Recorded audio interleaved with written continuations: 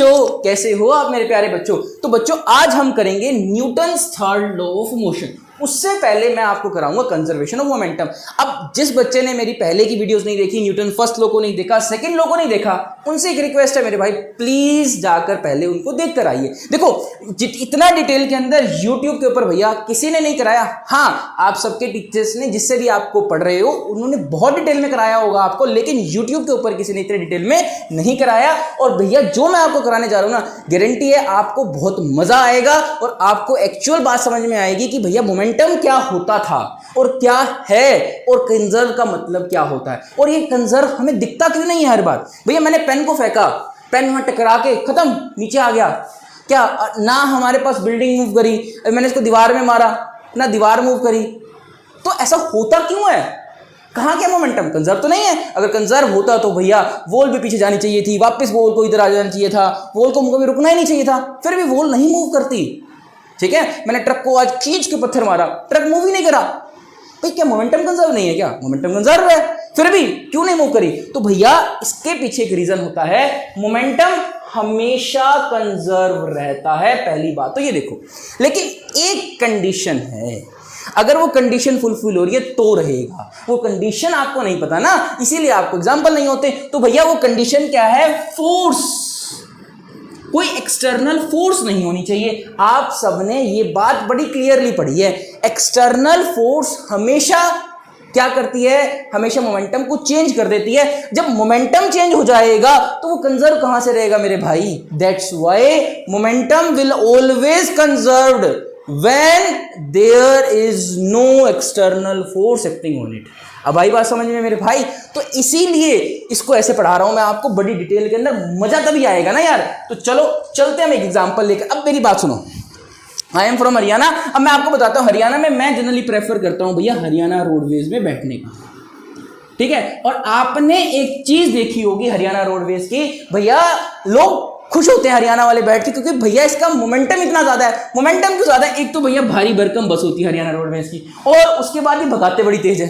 ठीक है, अब सपोज करते हैं एक बस का वजन है भैया 10 टन का, ज्यादा नहीं मानता मैंने, सिर्फ 10 टन माना है। 10 इंटू में 10,000 kg। भैया रोडवेज वाला है, भगाएगा तो सही 70-72 की स्पीड, उसके लिए कोई मायने नहीं रखती। चलो भैया वो 72 की स्पीड से भगा रहा है। 72 को मैंने 5 से मल्टीप्लाई कर दिया, 5/3 से कर दिया, मीटर पर सेकंड में कन्वर्ट करने के लिए। अब मैं आपके आगे कैलकुलेशन करके बता रहा हूं क्यों कहा जाता है कि भैया हैवी व्हीकल से दूर रहें, हैवी व्हीकल के आसपास ना चले। ब्लाइंड स्पॉट तो होता है, लेकिन एक रीजन ये भी है। ठीक है, हरियाणा रोडवेज बड़ी सेफ है आपके लिए। जो भी बच्चे हरियाणा से हैं इस वीडियो को देख रहे हैं, तो भैया यू आर वेरी लकी। तो भैया अगर इसको हम कट करेंगे, यहां से आएगा 4, और इसको जब मैं इससे मल्टीप्लाई करूंगा तो मेरे पास आ जाएगा 20 मीटर पर सेकेंड आ जाएगा।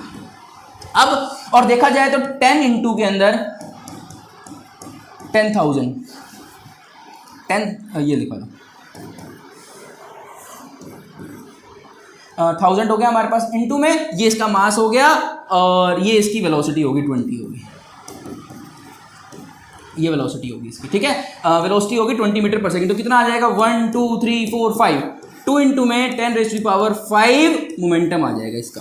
चलो अब मैं गाड़ी लेके निकला हूँ, भैया मेरी गाड़ी कितने की होगी? 1 टन की होगी भाई।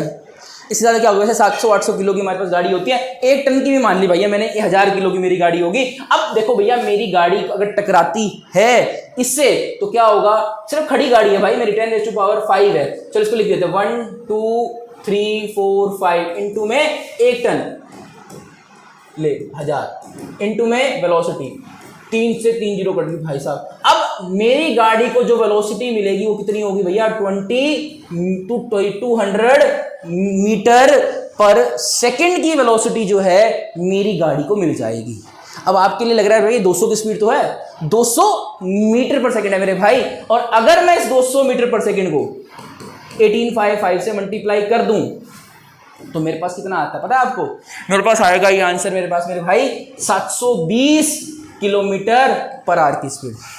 अब बताओ अगर कोई गाड़ी 720 किलोमीटर की रफ्तार से जा रही है और वो टकराएगी किसी से तो क्या कुचुम्बर बनेगा उस गाड़ी का। दैट्स व्हाई बोला जाता है, ठीक है, इसीलिए बोला जाता है हैवी व्हीकल से दूर रहो, उनका मोमेंटम बहुत ज्यादा होता है। आपको पता है अगर आपने देखा होगा ना कोई हैवी व्हीकल बड़ी स्पीड से चल रहा है और वहां से कंकर भी गिर जाए ना, अब कंकर में क्या है, जैसे ही कोई चीज उससे गिरेगी उस हैवी व्हीकल से, तो उसके अंदर वेलोसिटी उसकी आ जाएगी। देखो मैं ये ट्रक जा रही है, ट्रक से भैया एक बैग गिर जाता है किसी का। अब बैग कितना है, बैग कुछ भी नहीं है, 5 kg का बैग है भाई, ज्यादा नहीं है, बस 5 kg का बैग है।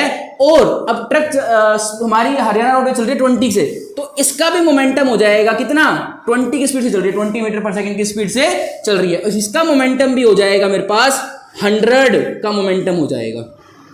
और अगर ये भी आपकी विंडशील्ड से टकरा गया या आपसे टकरा गया, तो ये भी आपके लिए मेरे भाई बड़ा ही दिक्कत वाली बात हो सकती है। तो दैट्स वाई हैवी व्हीकल से, डंपर से इसलिए हमें दूर रह के चलाना चाहिए, उसके पीछे रीजन ये होता है। अब आई बात समझ में, भैया कराने को तो क्या था, थर्ड लॉ ऑफ मोशन। अरे भैया ले, to every action there is equal and opposite action. भैया एवरी एक्शन ये है जो इसका एक्शन था, आजा भाई ये देख, इसका जो एक्शन था, कलर चेंज करते हैं बढ़िया वाला आपको दिखाने के लिए। अब इसका जो एक्शन था वो हमें इस गाड़ी पर दिखा, उसको मेरी गाड़ी पर दिखा, ये देखो 720 की स्पीड आ गई भाई।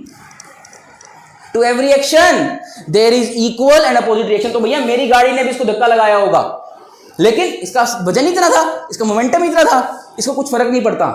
इसीलिए हरियाणा रोडवेज सेफ है। क्यों, मोमेंटम बहुत ज्यादा है। हरियाणा रोडवेज नहीं, जिस गाड़ी का मोमेंटम ज्यादा है वो इसीलिए सेव होती है, क्योंकि अगर वो टकराएगी तो उसको कुछ फर्क नहीं पड़ने वाला, क्योंकि उसका मास ही इतना ज्यादा है। ठीक है, तो बड़े भाई इसीलिए आपको मैंने मोमेंटम बताया। तो इस गाड़ी ने भी इसको धक्का दिया, लेकिन इसका वजन इतना था, इसके ऊपर इंपैक्ट कम हुआ, उसका इंपैक्ट भी देखना है हमने। ठीक है, उसका वजन होने की वजह से उस पर इंपैक्ट कम हुआ। बताओ कोई 720 की स्पीड से जा रहा है तो बचने के चांस है उसके, नहीं है। दैट्स वाई हमें हैवी व्हीकल से हमेशा दूर रहना चाहिए। तो मोमेंटम याद रखना हमेशा कंजर्व रहता है, लेकिन तब जब कोई एक्सटर्नल फोर्स उसको छेड़ नहीं रही। अब सपोज करो मेरी गाड़ी भी भैया किसी बड़े ट्रक के ऊपर खड़ी है, या कोई बड़े ट्रक ने उसको साथ दे रखा है, ठीक है, या फिर ब्रेक लगी हुई है, ब्रेक लग रही है, फ्रिक्शन लगा हुआ है, तो इतनी स्पीड एक्वायर नहीं करेगी, करेगी 720 ना करके 300 ही कर लेगी, लेकिन 300 भी उसके लिए बहुत ज्यादा हो जाएगी अगर कोई एक्सटर्नल फोर्स को रोक रही है तो मोमेंटम कंजर्व रहेगा। कब तक, जब तक कोई बाहर से उसको कोई फोर्स रोक नहीं रही। तो भैया आपको कैसा लगा ये सेशन, प्लीज मेरे बच्चे लाइक करिए, कमेंट करिए और शेयर करिए। भैया कमेंट में जरूर लिख के जाओ हरियाणा रोडवेज।